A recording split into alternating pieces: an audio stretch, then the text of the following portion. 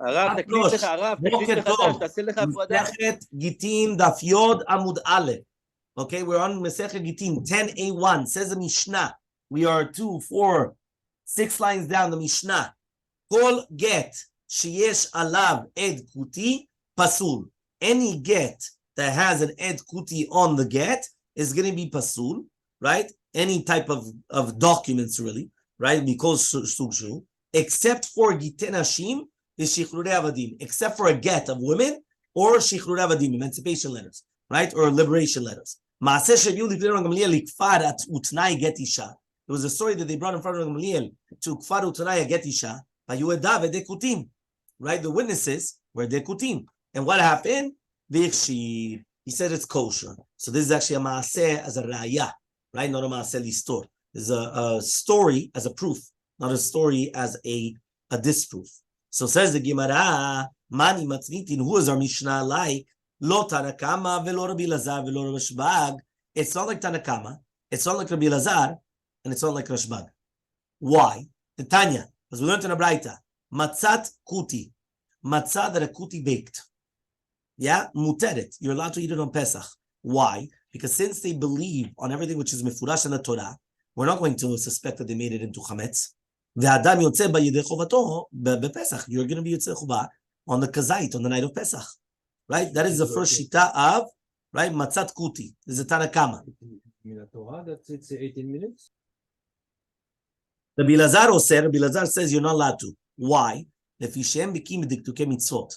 since they're not bikim, they're not experts in diktuke mitzvot, now you have a problem. You know what the problem is? The problem is, how are they going to make sure that it doesn't become chametz? You're right, they're not going to give you chametz, so they're not going to give you bread, right? But it could be that they'll take much more, right? Rashbag says, Kol mitzvah shechzuk bakutim, harbe medaktekim bayotem Yisrael. He says, no.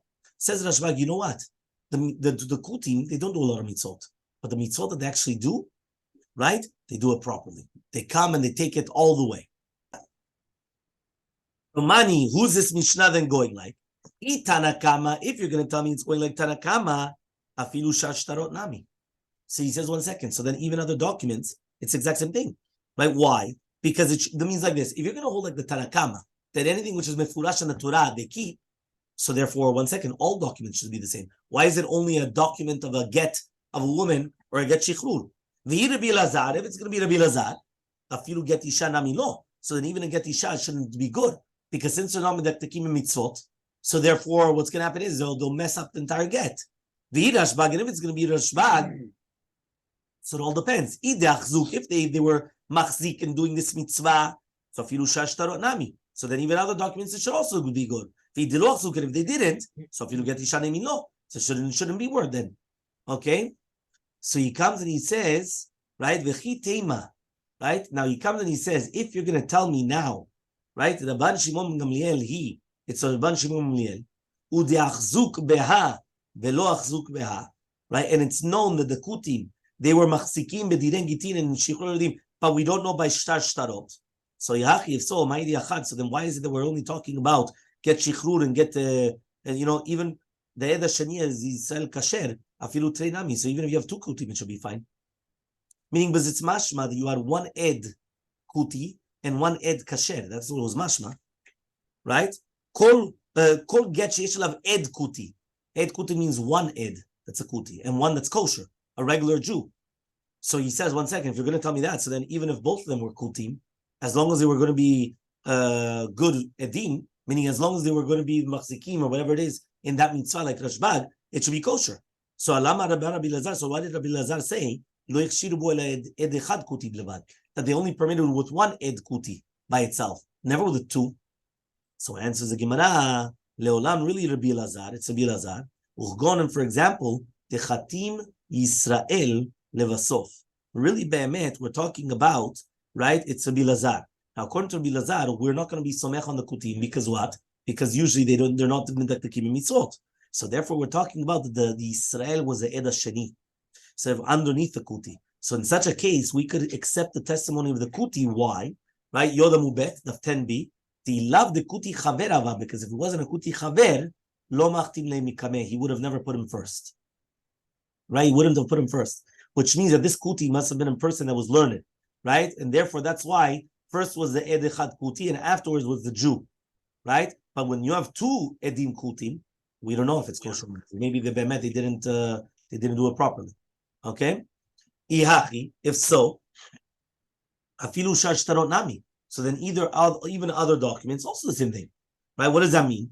Either also if you have one witness which is a kuti, and then the next one is going to be kasher, it should be kosher. Right? So why did the Mishnah say that Shashtarot, the Yavedeh Kutim, is going to be pasul? Rather we say Ravcha, right? Ravcha Shavak Leman de Kashish Mineh. The Israel signed afterwards only because the other guy was older, not because he was a chaver, because he was older. Hachanami, so too Ravcha Shavak Leman de Kashish Mineh. So too, which means like this: sometimes you give somebody to go first because they're greater than you, but sometimes you give somebody to go first only because he's older than you, not because he's greater than you. So therefore, if it's going to be that he was giving it to him because Be'emet he was a chacham, right? Again, he was a kuti, but he was still a chacham, so then it could make sense, right? But if you're talking about only because it's older, so it doesn't mean the Be'emet, you know anything what's happening. You understand? Yeah, zaken lecham. Okay, so says the Gemara. So Amar Rav Papa says, Zotomeret, you see from here, Edeh get en chotmin ze belo ze. To do with Edeh get, you can never sign one without the other. And therefore, when the Yisrael signed underneath, it's for sure that he already saw the kuti sign in front of him. So therefore, we have a raya that the kuti is metaklik b'mitzvot. Because if not, right, he would have given the Yisrael to sign first. But the shashtarot, which basically you could sign not one in front of another, they were going to suspect that the Yisrael did not know that the kuti signed first. So if it's not a proof that he was a chaver. Right? My tama, what's reasoning? Amar Ravashi says, Gizera mishum kulechem. Meaning like this. Why is it that get nashim is not like any other document? Any other document, I could come and get David to sign once, and then John Paul to sign. You guys didn't see each other. But I gave it to you to sign, and then I gave it to you to sign. And you don't have to be in front of each other. Each one signs, right? But to do with a get nashim, they have to sign together. Why? This is a gezerah. What's a gezerah? Kulechem. If right now he comes and he says, a husband comes and he says to the whole group of people, Kulechem kitvu get lishti. Everybody has to write a get to his wife. So then what do they have to do? So therefore, basically what I have to do is that one person writes it and everybody else has to sign it. Because when he was giving over the messenger and he said, Kulechem, all of you, how do they all write a get? It's only one person writing a get. So therefore, one person writes a get, everybody else has to sign. So because of that, all the people that are signing always have to sign one in front of each other. That would become the gezerah. So Gufa Amar Rabbi Elazar says Rabbi Elazar, right? Lo yichshiru bo ela edecha kuti bilvad. So this is what we mentioned before. That Rabbi Elazar only said that only one ed kuti is going to be kosher, not two edim kuti. My Kamash when is coming to teach you. Tanina, we already learned it in a Mishnah. Kol get shall have ed kuti pasul. It's only one ed kuti is going to be pasul. So says the Gemara, no. If it was only from a Mishnah, I would have thought, say, even if it's going to be two, it would be the same halacha. So why do we learn one? Because in shtarot, you can't even do one. Kamashmalan comes to teach you, right, that it's going to be that two edim kutim is going to be pasul, and only with one it's going to be kosher. Meaning, I would have thought to say that by other shtarot, it's pasul any kuti. By get shichrur and get nashim, it's kosher two kutins. But why do we only bring one? Just to tell you to go against the regular shtarot. Come teach you Rabbi Elazar. No. Even by get nashim, get shichrur, only one kuti is going to be kosher. Okay? It says the Gemara, utreilo, and are you going to tell me now, right, with two witnesses, that there are two edim of kutim, they're not going to be kosher? Vaktana, we learned, vayu edav ede kutim. It says the witnesses were ede kutim. And he says it's going to be kosher. So here we're talking about witnesses, plural, not one. Abai comes and he answers, Tani edo, it's one ed. Rava comes and he answers, no. Really, Be'emet, it was two witnesses. Lolam trei. Rabbi Gamliel miflag pali, but Rabbi Gamliel is arguing on the Mishnah. That's why I told you, sometimes you have a maaseh, which is a maaseh as a raya, and sometimes it's a maaseh listor, meaning that it's like an achloket. So he says, Rabbi Gamliel machshir b'shnayim. Rabbi Gamliel really says that two witnesses of edim kutim are going to be kosher. So here it's saying that this really be'emet, you were lacking part of the Mishnah. Really be'emet, Rabbi Gamliel says that even if you have two witnesses which are edim kutim, it's going to be kosher. And then he brings a proof from a story that actually happened to him. Next Mishnah Yod Amud Bet. Okay? Kol hashtarot haolim b'arkaot shel Ovdei Kochavim. Any document that comes out of a secular bedin, af al pi shechotmehem Ovdei Kochavim, even though the ones which are signing are Ovdei Kochavim, ksherim, they're going to be kosher. Chutz mi Gittin Hashim v'Shikrei Avadim, except for Gittin Hashim and Shichrurei Avadim. Says the Gemara, the Mishnah, Rabbi Shimon Omer, Rabbi Shimon says, af elu, even the Gittin Hashim and Shichrurei Avadim, ksherim, are going to be kosher. We're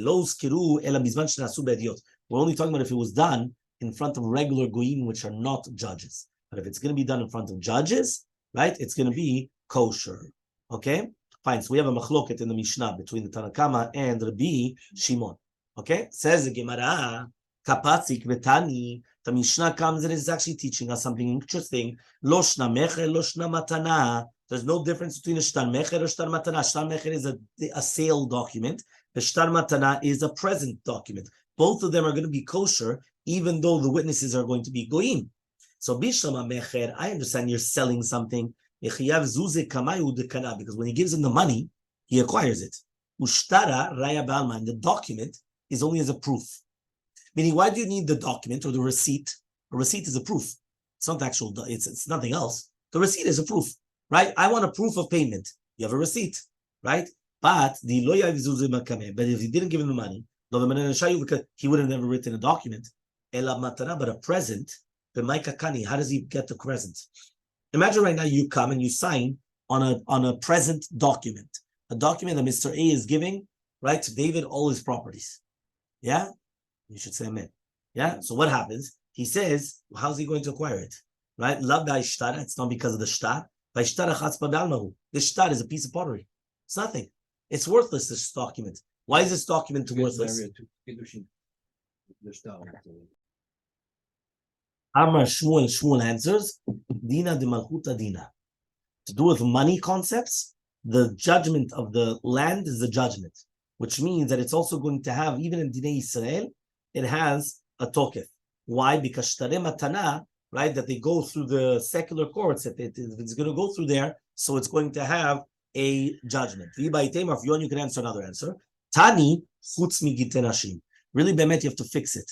Because we're not talking about kol hashtarot haolim b'kol ksherim, except for Gittin Hashim, right? Because when we said in the Mishnah that you have a dim of dekochavim which are psulim, the kavanah is not only to do with Gittin Hashim, but all the shtarot, really, Bemet, right, is going to be the same thing, okay, which are going to be like Gittin Hashim. So therefore, according to this, also shtar matana, which is signed by goyim, is also not going to be good. Okay, so that means basically it's two completely different answers. The first answer was it does go into effect. Why does it go into effect? Dina de Malchuta Dina. The law of the land is the law. The second answer was no. You're right. You have to change the lashon. You have to teach chutz kol hashtarot haolim b'kaot ksherim chutz mi shtarot, which are like Gittin Hashim, and a matana is like a Gittin Hashim, because there's no difference between a matana and this. Okay, right? Meaning a matana and a Gittin Hashim, they have to be acquired to her, right? But not when we're talking about the other things, right? Which is basically like going to be a shtar mecher. Next, two dots. Rabbi Shimon Omer. Rabbi Shimon comes and he says, Elu ve'elu ksherim. Even Gittin Hashim Shulchan are going to be signed by Ovdei Kochavim, is going to be kosher. So says the Gemara, V'alav b'nekritudinu. I don't understand. How in the world is a get written in a secular court going to be kosher? They're not b'nekritud. They cannot v'karat, right? Remember, it's written v'natan, right? V'katav la sefer kritud. They have to write a sefer kritud. Goyim do not have sever kritud. They don't have this obligation of divorcing in such a fashion. So if they don't have an obligation of divorce, how could they come and do something which they're not obligated? They have nothing to do with it. So Amar Rabbi Zera says Rabbi Zera, Yara Rabbi Shimon l'shitov Rabbi Lazar. Rabbi Shimon goes down to the shita of Rabbi Lazar. Amar de mesira karte, which means the document in itself is not really much. It's the demesira which do the entire cutting off. What are the demesira? The kosher witnesses. Kosher witnesses, they are the ones which are coming and seeing that what? That it's actually going to be handed over to the woman. So they are the ones that are doing the cutting off. So ask the Gemara, says Rabbi Abba, one second. But Rabbi Elazar agrees that if it's mizuyaf mitucho, which means that if you could tell within the document itself that it's pasul, because it's mizuyaf mitucho. And so the Gemara, what are we dealing with?